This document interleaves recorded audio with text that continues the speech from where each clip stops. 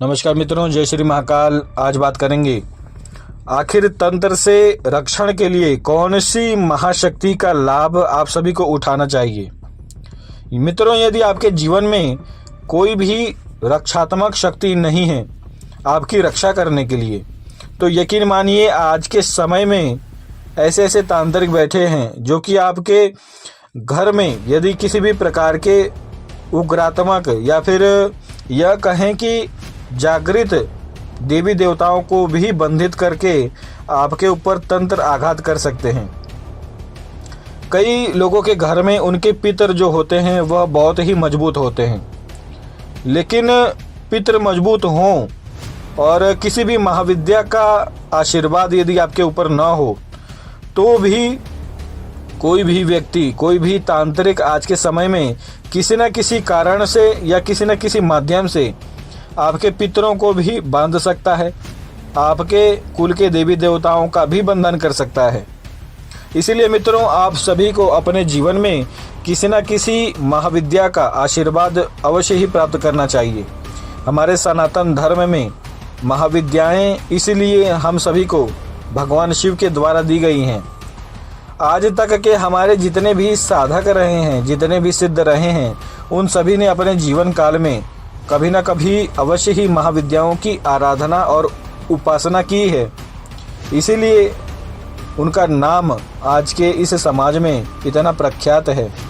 इसलिए मित्रों, यदि आपको तंत्र से रक्षण प्राप्त करना है, अपने संपूर्ण जीवन आपको सुखी पूर्वक रहना है, तो आपको किसी भी महाविद्या को लेकर चलना चाहिए।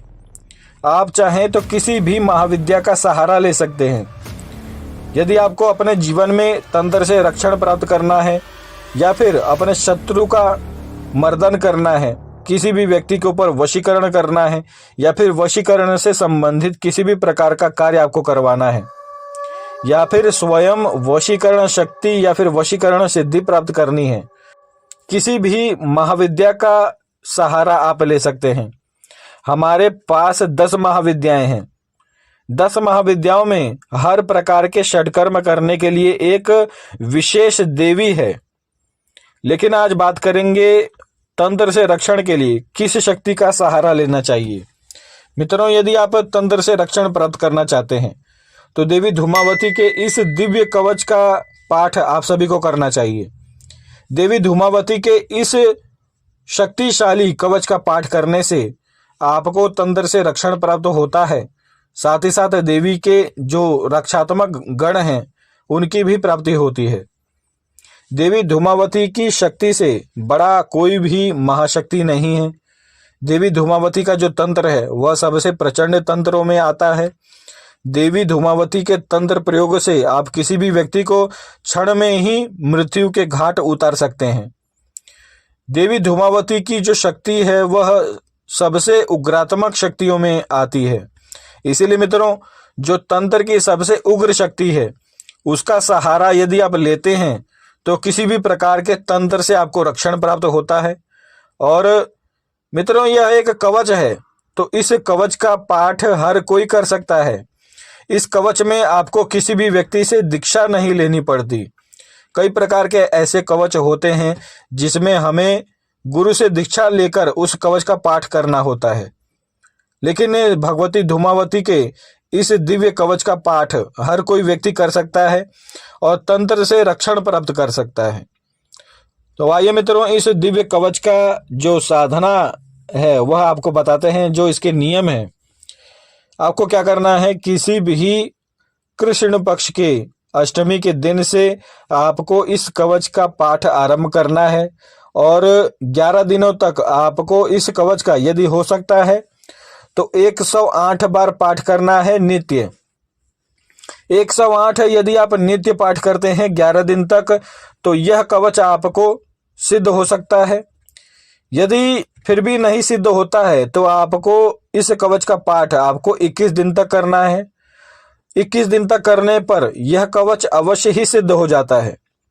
यदि आपको सामान्य दिनों में इस कवच का पाठ नहीं करना है और आप चाहते हैं कि कम दिनों में ही कम पाठ में हमें इस कवच की सिद्धि प्राप्त हो जाए, तो आप सभी चाहें तो नवरात्रि काल में भी या फिर गुप्त नवरात्रि के समय में भी इस कवच का पाठ कर सकते हैं। यदि नवरात्रि में करते हैं तो नित्य इस कवच का 108 बार पाठ करें और 9 दिनों तक पाठ करें। इसके पश्चात 9 दिनों तक पाठ करने के बाद आपको एक छोटा सा हवन करना है और इस कवच का जितना भी श्लोक है, इस श्लोक पढ़ के आपको एक बार हवन सामग्री डालनी है हवन में, और इसी प्रकार से आपको संपूर्ण हवन करना है 9वें दिन, यानी कि नवमी के दिन। इस प्रकार से साधना करने पर आपको भगवती धूमावती के इस कवच की सिद्धि प्राप्त होती है। इसके पश्चात आप चाहें तो नित्य इस कवच का एक पाठ कर सकते हैं। यदि सामान्य दिनों में इस कवच की साधना कर रहे हैं तो 21 दिनों तक करें, अन्यथा 11 दिनों तक करें। अब इस कवच की सिद्धि यदि प्राप्त करनी हो सामान्य दिनों में तो यह तो देवी के ऊपर है। यदि आप देवी को प्रसन्न कर सकते हैं या फिर किसी भी प्रकार से अपने भाव के द्वारा या फिर अपनी साधनाओं के द्वारा भगवती धूमावती को यदि आप प्रसन्न कर लेते हैं तो आप चाहें तो 11 दिनों में भी इस कवच की सिद्धि प्राप्त कर सकते हैं। मित्रों, नित्य इस कवच का पाठ करने से आपको रक्षा शक्ति प्राप्त होती है और भगवती धूमावती स्वयं आपके परिवारजनों का रक्षण करती हैं, आपके कारोबार का रक्षण करती हैं। यदि कोई व्यक्ति इस कवच का पाठ नहीं कर सकता है, यानी कि इस कवच की साधना नहीं कर सकता है, तो केवल नित्य नियम पूर्वक इस कवच का 11 बार पाठ कर ले तो भी आपको इस कवच का लाभ प्राप्त हो सकता है। केवल आपको अपने जीवन में 11 पाठ नियम पूर्वक नित्य करने हैं। इस प्रकार से भी आपको इस कवच का लाभ प्राप्त हो सकता है।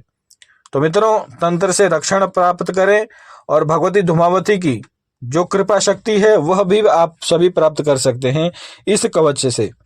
तो जय श्री महाकाल, आज के लिए इतना ही।